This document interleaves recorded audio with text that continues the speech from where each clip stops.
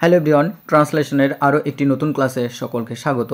যারা প্রথম থেকে ক্লাসটি দেখছো, কোনো রকম স্কিপ না করে ক্লাসটি প্রথম থেকে দেখতে থাকো। আশা করি ক্লাসটি অনেক হেল্পফুল হবে এবং অনেক গ্রামাটিক্যাল সেন্টেন্স, টার্মস এবং ফ্রেজেস জানতে পারবে।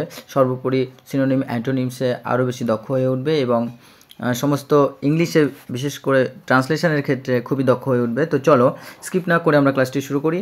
আর যারা বলেছো পিডিএফ নেওয়ার কথা, অর্থাৎ তোমরা বলেছিলে স্বল্প মূল্যে পিডিএফ যাতে আমি প্রোভাইড করি, তো আমি একটি হোয়াটসঅ্যাপ গ্রুপ করব এবং সেখানে আমি 50 পিডিএফ অর্থাৎ 50টা পিডিএফ 50 টাকায় সেখানে প্রদান করব। এক একটা পিডিএফ প্রতি 1 টাকা করে থাকবে প্রাইস। তো তোমরা যারা নিতে ইচ্ছুক তারা কমেন্টস করো, প্রথমে দেখব কেমন কি কমেন্টস আসছে এবং সেখান থেকে আমি হোয়াটসঅ্যাপ গ্রুপ করে দেবো। তো চলো স্কিপ না করে ক্লাসটি শুরু করি। প্রথমে দেখব যে দীর্ঘমেয়াদী কোনো দ্রূহ কাজে মানুষ স্বভাবতই ভয় পায়। দ্রূহ বলতে এখানে কষ্টকর কাজে বা কোনো কঠিন কাজে আমরা বলতে পারি, কঠিন বা আমরা কি বলি কোনো কষ্টকর কাজ। তো চলো এই কাজটা আমরা, যেহেতু এটা ন্যাচারাল, স্বভাবতই ভয় পাই অর্থাৎ ন্যাচারাল ট্রুথকে বোঝানো হচ্ছে, তো আমরা কিন্তু এটাকে ন্যাচারাল ট্রুথ বোঝালে কেমন লিখি, তো আমরা কিন্তু সিম্পল প্রেজেন্ট টেন্সে লিখি। সিম্পল প্রেজেন্ট টেন্সের গঠন আমরা জানি, তবুও একবার লিখছি। সাবজেক্ট ভার্বের সাথে কখনো এস বা ইএস যুক্ত হয়, বা যদি প্লুরাল থাকে সাবজেক্ট তো সেক্ষেত্রে আমরা এস ইএস যুক্ত করি না। দেন আমরা অবজেক্ট, দেন আমরা রিমেনিং লিখি। তো সেইভাবে আমরা শুরু করব। চলো দেখা যাক। তো প্যাসেজটিকে আমরা ঠিক এইভাবে লিখতে পারি যে দীর্ঘমেয়াদী কোনো দুরূহ কাজে মানুষ স্বভাবতই ভয় পায়। তাহলে আমরা এখানে সাবজেক্ট কী পাচ্ছি? মানুষ। তো লিখব পিপল। পিপল কিন্তু এটা হচ্ছে প্লুরাল, তো প্লুরাল হওয়ার কারণে আমরা লিখব যে এরপরে যে ভাব থাকবে সেটা কিন্তু আমরা এস বা ইএস যুক্ত করব না, কি অ্যাকর্ডিং টু দ্য রুলস। তো পিপল ন্যাচারালি বলতে স্বভাবতই বা তাদের স্বভাবতই বা স্বাভাবিকভাবেই আমরা বলতে পারি যে ফিয়ার অর্থাৎ ভয় করে বা ভয় পায়। কি এটা কিন্তু তো ভিওয়ান ব্যবহার করেছি এবং এস বা ইএস যুক্ত করিনি due to the plural subject. তো তাহলে people naturally fear of long term hard works.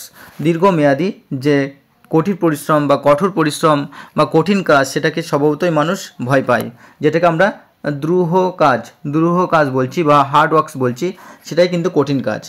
তো ন্যাচারালি কি? ন্যাচারালি বলতে আমরা স্বাভাবিক যেটা বুঝি বা স্বভাবতই যেটা বুঝি, বা যেটাকে আমরা নর্মালিও বলতে পারি, কি নর্মালি অর্থাৎ স্বাভাবিকভাবে, বা আমরা বলতে পারি ইউজুয়ালি, বা আমরা বলতে পারি কি সিম্পলি, বা আমরা বলতে পারি এটাকে জেনারেলি। সুতরাং তোমরা এই সমস্ত ওয়ার্ড লিখে নেবে। আর এখানে পিপল আর কি, এটা এই সেন্টেন্সটাকে আমরা যদি অন্যরকমভাবে লিখি তাহলে অন্যরকমভাবে আমরা কি লিখতে পারবো। তো আচ্ছা, আমরা এক্সট্রা ওয়ার্ডগুলি আগে দেখে নিই। তো আমরা এখানে ফিয়ার বলতে পারি, ফিয়ার, বা আমরা এখানে কিন্তু ড্রেডও বলতে পারি, ড্রেড অর্থাৎ ভয় পায় বা ভয় করে। আর এই সেন্টেন্সটাকে আমরা যদি অন্যরকমভাবে লিখতে চাই তো সেটা আমরা কিভাবে লিখতে পারি। আর এখানে হার্ড ওয়ার্কস বা আমরা হার্ড টাস্কও বলতে পারি, টাস্ক মানেও কাজ, বা এটাকে আমরা ফাংশনসও বলতে পারি, হার্ড ফাংশনস অর্থাৎ কাজ, বা আমরা হার্ড অ্যাক্টিভিটিস বলতে পারি, অ্যাক্টিভিটিস। সুতরাং অনেক ধরনের সেন্টেন্স আমরা বানাতে পারবো। আর এখানে আমরা অন্যরকমভাবে যদি লিখতে পারি তো আমরা কিন্তু এইভাবে বলতে পারি যে পিপল আর অলওয়েজ, কি পিপল আর অলওয়েজ অর্থাৎ মানুষেরা বা মানুষ সর্বদাই, পিপল আর অলওয়েজ অ্যাফ্রেড, মানুষ সর্বদাই ভয় পায় কিসের? Of long term hard works, অর্থাৎ দীর্ঘমেয়াদী যে কঠিন কাজ বা কঠোর পরিশ্রম সেটাকে মানুষ সর্বদাই ভয় পায়। বা এই যে আমরা হার্ড ওয়ার্কস, এটাকে যেমন আমরা অন্যরকমভাবে বলতে পারি, সেটা আমরা কিভাবে বলতে পারি চলো দেখি। এটাকে কিন্তু আমরা কি ডিফিকাল্ট টাস্ক বলতে পারি, ডিফিকাল্ট টাস্ক বা হার্ড ওয়ার্কস, বা এটাকে আমরা বলতে পারি টাফ, কি টাফ ওয়ার্কস, বা এটাকে আমরা বলতে পারি রাফ ওয়ার্কস, বা এটাকে আমরা বলতে পারি কি ট্রাভেলসাম ওয়ার্কস, কষ্টকর।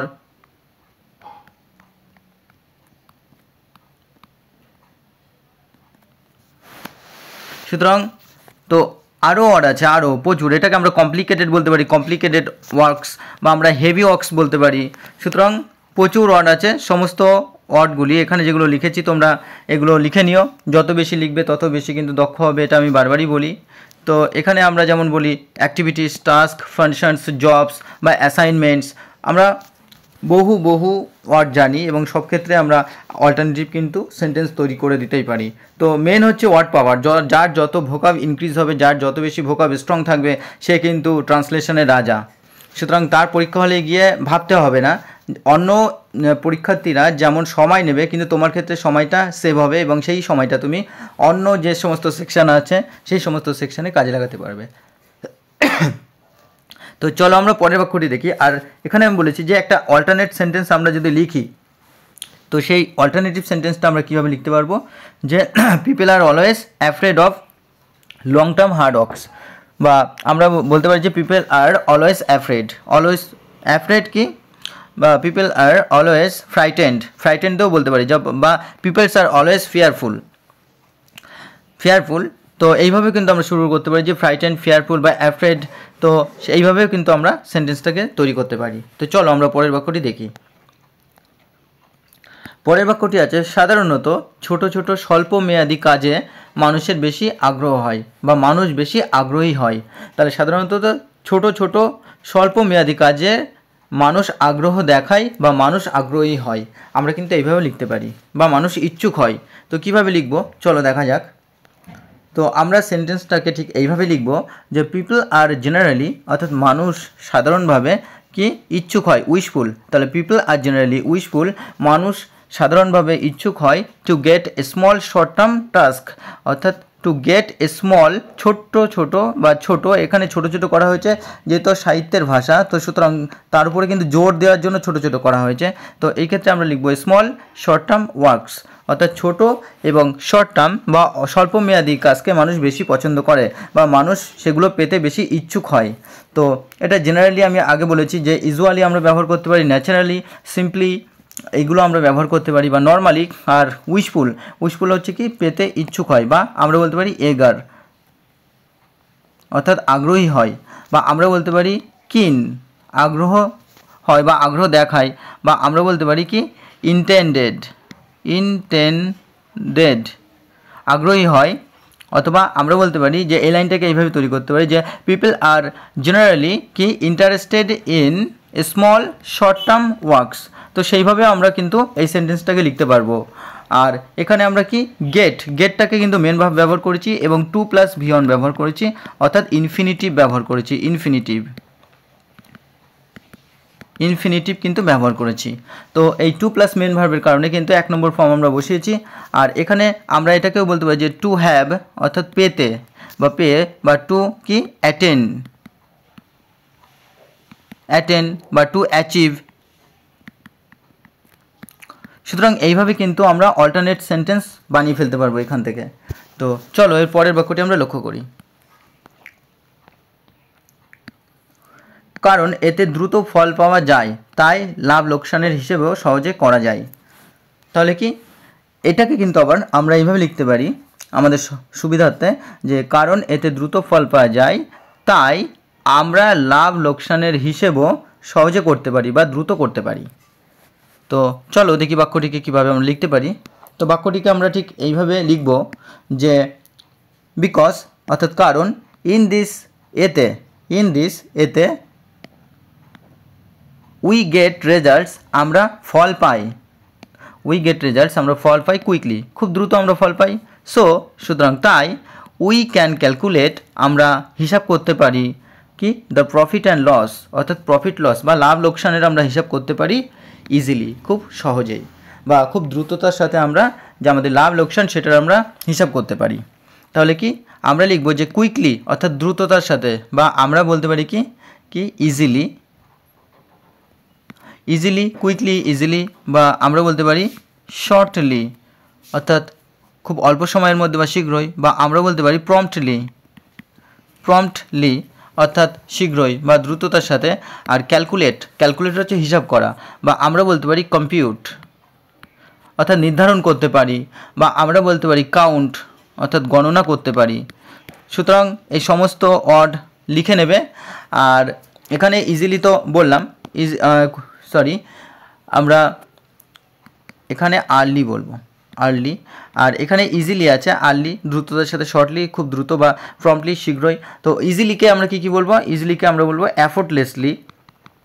এফোর্টলেসলি অর্থাৎ যেটা অনায়াসে, বা অনায়াসে বলতে পারি, বা আমরা বলতে পারি কি উইদাউট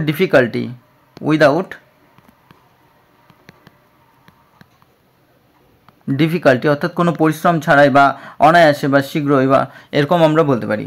তো চলো আমরা দেখি পরের বাক্যটি লক্ষ্য করি। পরের বাক্যটি আছে, কিন্তু দীর্ঘমেয়াদী কাজে ফল পাওয়ার আশা বহু দূরে। তাহলে দীর্ঘমেয়াদী কাজে কি ফল পাওয়ার আশা বহু দূরে। তা দীর্ঘমেয়াদী কাজে ফল পাওয়ার আশা, এখানে হয় কথাটি কিন্তু উজ্জ্ব রয়েছে, হয় বহু দূরে বা আছে বহু দূরে। তো এখানে আমরা ঠিক সেন্টেন্সটাকে এইভাবেই সিম্পল টেন্সে লিখবো, সিম্পল প্রেজেন্ট টেন্সে লিখবো। তো চলো কীভাবে লিখতে পারি, আমরা সেন্টেন্সটাকে ঠিক এইভাবে লিখবো, বাট কিন্তু the expectation of getting results অর্থাৎ ফল পাওয়ার যে আশা বা প্রত্যাশা অর্থাৎ এক্সপেকটেশন কি ইন লং টার্ম ওয়ার্কস অর্থাৎ দীর্ঘমেয়াদী কাজে ইজ ডিস্ট্যান্ট, সেটা খুব দূরবর্তী বা সেটা বহু দূরে থাকে, আমরা এমনভাবে বলবো। তো এখানে এক্সপেকটেশন হচ্ছে আশা বা প্রত্যাশা। তো এক্সপেকটেশনকে আমরা কিন্তু বলতে পারি কি উইশ, বা আমরা বলতে পারি কি হোপ, আশা প্রত্যাশা, বা আমরা বলতে পারি অ্যাসপিরেশন, কি অ্যাসপিরেশন, বা আমরা বলতে পারি অ্যান্টিসিপেশন অর্থাৎ প্রত্যাশা। তো এই সমস্ত এক্সট্রা ওয়ার্ড লিখে নেবে, আর এগুলো দিয়ে আমরা অনেক সেন্টেন্সও বানিয়ে ফেলতে পারবো। আর এখানে ডিস্ট্যান্ট হচ্ছে কি বহু দূরে বা দূরবর্তী থাকে, তাহলে এটাকে কিন্তু আমরা বলতে পারি রিমোট, বা আমরা এটাকে বলতে পারি যে ফার অ্যাওয়ে অর্থাৎ দূরবর্তী, বা এটাকে কিন্তু আমরা শুধু ফারও বলতে পারি, ফার অর্থাৎ দূরে বা বহু দূরে, বা এটাকে আমরা কিন্তু ফার অফও বলতে পারি, ফার অফ। সুতরাং সমস্ত ওয়ার্ড, সমস্ত যে গ্রামাটিক্যাল বিষয় বা অল্টারনেটিভ সেন্টেন্সের কথা বলা হচ্ছে তোমরা সঙ্গে সঙ্গে লিখে নেবে। তো যত বেশি লিখবে তত বেশি কিন্তু দক্ষতা বাড়বে, তত বেশি স্পিড আসবে ট্রান্সলেশন শেখানোর ক্ষেত্রে। তো চলো আমরা পরের বাক্যটি দেখি। পরের বাক্যটি আছে, এক্ষেত্রে লোকসান হলেও বহুদিন পর তা বোঝা যায় বা বোঝা যাবে। আমরা দুরকমভাবে সেন্টেন্স তৈরি করতে পারবো। তো এক্ষেত্রে বোঝা যাবে বা বোঝা যায় অর্থাৎ সিম্পল আমরা প্রেজেন্ট টেন্সেই লিখবো, বোঝা যায়, যেটা ন্যাচারাল ট্রুথের ক্ষেত্রে এই সেন্টেন্সটা অনেকটা ন্যাচারাল ট্রুথের ক্ষেত্রে বলা হচ্ছে। তো সেই ক্ষেত্রে আমরা সিম্পল প্রেজেন্ট টেন্সে লিখবো। চলো দেখি পরের বাক্যটি কীভাবে শুরু করা যায়। পরের বাক্যটি আমরা ঠিক এমনভাবে শুরু করব যে ইন দিস ইনস্ট্যান্স অর্থাৎ এই ক্ষেত্রে কি ইভেন যদিও, if there is a loss অর্থাৎ একটা লোকসান হয় বা লোকসান ঘটে বা লোকসান থাকে, ইট উইল বি। তো আচ্ছা, এখানে যেহেতু বোঝা যাবে, তো যাবে ক্ষেত্রে প্রথম সেন্টেন্সটা আমরা কিন্তু সিম্পল প্রেজেন্ট টেন্সে লিখেছি কন্ডিশনালে, এবং পরের সেন্টেন্সটা অর্থাৎ কমা দিয়ে তা বোঝা যাবে বলতে এই যে বিষয়টা ঘটবে অর্থাৎ লোকসান ঘটবে সেটাকে যে বোঝা যাবে অর্থাৎ পরবর্তীতে বোঝা যাবে, সেই ক্ষেত্রে আমরা কিন্তু কি ফিউচার প্যাসিভ ভয়েস করব, ফিউচার ইনডিফিনাইট টেন্সের আমরা প্যাসিভ ভয়েসে করব। বোঝা যাবে অর্থাৎ আমাদের দ্বারা বোঝা যাবে। তো এখানে কিন্তু আমাদের দ্বারা বোঝা যাবে অর্থাৎ আমাদের দ্বারাটা না লিখলেও হবে, সিম্পলি আমরা এইভাবে লিখবো যে বোঝা যাবে। তাহলে কি ইন দিস ইনস্ট্যান্স অর্থাৎ এই ক্ষেত্রে, even if there is a loss অর্থাৎ একটা যদি লোকসানও হয় বা লোকসান ঘটে, ইট উইল বি ফেল্ট অর্থাৎ আমাদের দ্বারা, it will be felt after many days আমাদের দ্বারা বহুদিন সেটা বুঝতে পারা যাবে, বা আমরা বলতে পারি যে ইট উইল বি ফেল্ট অর্থাৎ অনুধাবন করা যাবে বা বোঝা যাবে আফটার মেনি ডেজ অর্থাৎ বহুদিন পর তা বোঝা যাবে, আমরা এইভাবেই বলবো। তো ইন দিস ইনস্ট্যান্স, বা আমরা বলতে পারি যে ইন দিস কেস অর্থাৎ এই ক্ষেত্রে, ইন দিস কেস অর্থাৎ এই ক্ষেত্রে। আর এখানে আমরা ফেল্ট মানে আমাদের দ্বারা যেটা অনুধাবিত হবে বা বোঝা যাবে, বা আমরা বলতে পারি রিয়ালাইজড মানে আমরা বুঝতে পারবো, বা আমরা বলতে পারি কি আন্ডারস্টুড আমাদের দ্বারা কি অনুধাবিত হবে, বা আমরা বলতে পারি সেন্সড আমাদের দ্বারা অনুধাবন হবে অর্থাৎ বোঝা যাবে বা বুঝতে পারবো, যেমনটাই বলি না কেন। আর চলো এরপরে আমরা পরের বাক্যটি দেখি। তো এই সেন্টেন্সটা কিন্তু আমরা অন্যরকমভাবেও তৈরি করতে পারি, সেটা আমরা দিয়ে শুরু করতে পারি কি ইন দিস কেস বা in this instance even if there is a loss we can understand বা উই ক্যান ফিল, এরকম লিখতে পারি। উই ক্যান আন্ডারস্ট্যান্ড বা we can feel after many days, we can feel বা we can understand it after many days, আমরা এটা বুঝতে পারবো বা আমরা এটা অনুভব করতে পারবো অনেক দিন বাদে। তো এইভাবে আমরা কিন্তু লিখতে পারি। চলো পরের বাক্যটি দেখি। তারপর নতুন করে আরম্ভ করা একেবারেই অসম্ভব। তো তারপরে নতুন করে আরম্ভ করা একেবারেই অসম্ভব কি হয়, একেবারে অসম্ভব হয়। তো এইভাবে আমরা লিখব। তো চলো দেখি আমরা পরের বাক্যটি দেখি। পরের বাক্যটি আমরা ঠিক এইভাবে শুরু করব যে দেন হচ্ছে তারপর, তাহলে ইট ইজ কমপ্লিটলি ইম্পসিবল, এটা সম্পূর্ণরূপে কি অসম্ভব হয় টু স্টার্ট ফ্রেশলি, অর্থাৎ নতুন করে শুরু করা। তো নতুন করে শুরু করা এটা সম্পূর্ণরূপে কি আবার অসম্ভব হয়। তো এমনভাবেই কিন্তু আমরা বলবো। তো কমপ্লিটলি অর্থাৎ সম্পূর্ণরূপে, বা আমরা বলতে পারি এন্টায়ারলি অর্থাৎ সম্পূর্ণরূপে, বা আমরা বলতে পারি ফুললি সম্পূর্ণরূপে, বা আমরা বলতে পারি কি অ্যাবসলিউটলি অর্থাৎ সম্পূর্ণরূপে। তো এইভাবে আমরা এটা লিখতে পারি। আর তোমরা জানো ইম্পসিবল যেটা অসম্ভব, আর ফ্রেশলি অর্থাৎ এখানে নতুন করে বলা হয়েছে, বা আমরা এটাকে বলতে পারি যে অনস এগেইন পুনরায়, বা আমরা এটাকে বলতে পারি নিউ অর্থাৎ নতুন করে। তাহলে ফ্রেশলি, অনস এগেইন বা নিউ অর্থাৎ নতুন করে। তো এইভাবে কিন্তু আমরা অল্টারনেট সেন্টেন্স তৈরি করে নিতে পারবো। তো চ্যানেলটিতে প্রথম যারা, আশা করি তাদের ক্লাসটি ভালো লেগেছে, এবং এই ধরনের ক্লাস প্রতিনিয়ত পাওয়ার জন্য চ্যানেলটিকে সাবস্ক্রাইব করে পাশে থাকা বেল আইকনটি প্রেস করে রেখো, কারণ প্রতিনিয়ত আমি তোমাদের এই ধরনের ক্লাস দিতে থাকি, এবং যখনই ক্লাস আমি নতুন করে প্রোভাইড করব তোমরা সঙ্গে সঙ্গে পেয়ে যাবে। আর যারা প্রতিনিয়ত ক্লাস দেখো তাদের অসংখ্য ধন্যবাদ। তোমরা এইভাবে পাশে দেখো। চলো দেখা হচ্ছে পরবর্তী ক্লাসে। আজ পর্যন্ত।